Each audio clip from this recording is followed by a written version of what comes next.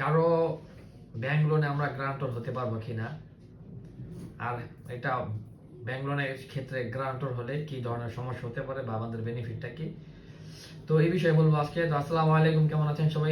আশা করি সকলে ভালো আছেন। আল্লাহর রহমতে আমি ভালো আছি, সুস্থ আছি। তা আমরা প্রায় সময় একটা বিষয় ফেস করি যে কোনো আত্মীয় স্বজন আসে বা ভাড়াটিয়া বা রিলেটিভ বা ফ্রেন্ড সার্কেল অনেকে আসে যে এই বন্ধু বা আঙ্কেল, ভাইয়া, চাচা, তো আমার একটা লোনের আপনার একটা সাইন লাগবে। তো আমরা আসলে অনেকে জানি না বা সহজ সরল বিশ্বাসে আমরা এখানে সাইনটা দিয়ে দিই গ্রান্টর হিসাবে। তো এই গ্রান্টর হওয়া যে বিষয়, লোন নেওয়া একই বিষয়। একটা একটা লোনের ক্ষেত্রে আপনি যখন গ্রান্টর হবেন, গ্রান্টরের যেই দায়িত্ব আর লোন নেয় যে তার দায়িত্ব একই। সো গ্রান্টর হওয়া আর লোন নেওয়া একই বিষয়।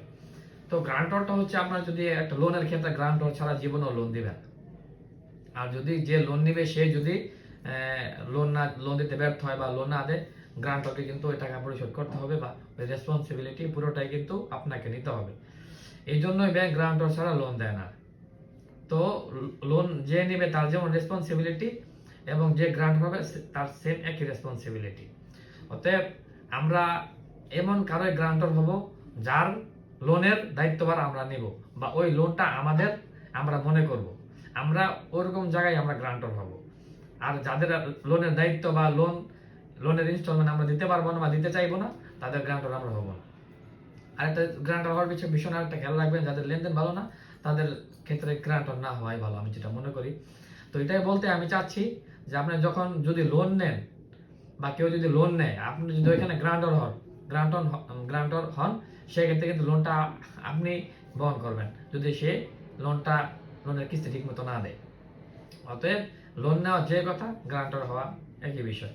আর গ্রান্টরের পেজটা দেখবেন বিজি অনেক ইংলিশ লেখা থাকে, এটা বোঝার ক্যাপাসিটি নেই এখানে কি কি শর্ত দেওয়া থাকে। এখানে মানে এমন কোনো শর্ত নাই যেটা আপনার এখানে দেওয়া থাকে না।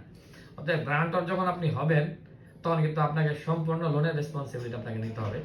তো এই ভিডিওতে আমি আরেকটা বিষয় কথা বলি। এটা হচ্ছে আমরা অনেক ক্ষেত্রে আমরা চেক দিই, অনেক কাজে আমাদের চেক প্রয়োজন হয়। তো সেই ক্ষেত্রে একটা বিষয় বলি, আপনি যদি কাউকে চেক দেন, আপনার সাইন করা চেক, তো সেই ক্ষেত্রে যদি আপনি এটা ব্ল্যাঙ্ক চেক দিয়ে থাকেন, ব্ল্যাঙ্ক চেক দেওয়া মানে কিন্তু আপনার বিপদ আনলিমিটেড। আপনি যদি একটা অ্যামাউন্ট লিখে দেন 1 লাখ, 2 লাখ, 5 লাখ, তার মানে আপনার বিপদ ওই 5 লাখ বা 3 লাখ টাকা পর্যন্ত। আর যদি আপনি সাইন করে ব্ল্যাঙ্ক চেক দিয়ে দেন, তাহলে কিন্তু আপনার বিপদ আনলিমিটেড বিপদ। এটা যে কয় টাকায় গিয়ে ঠেকবে বা কয় টাকা আপনি বিপদে গিয়ে পড়বেন, এটা কিন্তু লিমিট নেই, লিমিটলেস বিপদ।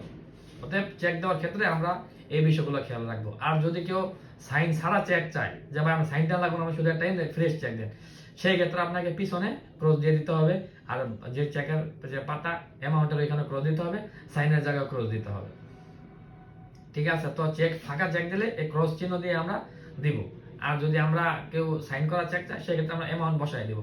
সাইন করা আপনার ব্ল্যাঙ্ক চেক জীবনও কাউকে দিবেন না, যে কেউ চাক না কেন। তাহলে আপনি বিপদে পারবেন আনলিমিটেড বিপদ, এই বিপদ আপনি শেষ করতে পারবেন না। তো এই ছিল আমরা সকলে ব্যাংকে আমরা সকলে যাই। ব্যাংকে আমাদের এখন প্রায় সকলের অ্যাকাউন্ট আছে, ব্যাংকে আমরা সকলে লেনদেন করি। তো ব্যাংকের ক্ষেত্রে আজকের যে কথাগুলো বললাম, এই দুটো বিষয় আমরা অবশ্যই খেয়াল রাখবো। তো ধন্যবাদ সবাইকে, ভালো থাকবেন, সবাই সুস্থ থাকবেন, ভালো ভিডিওটি অবশ্যই শেয়ার করবেন।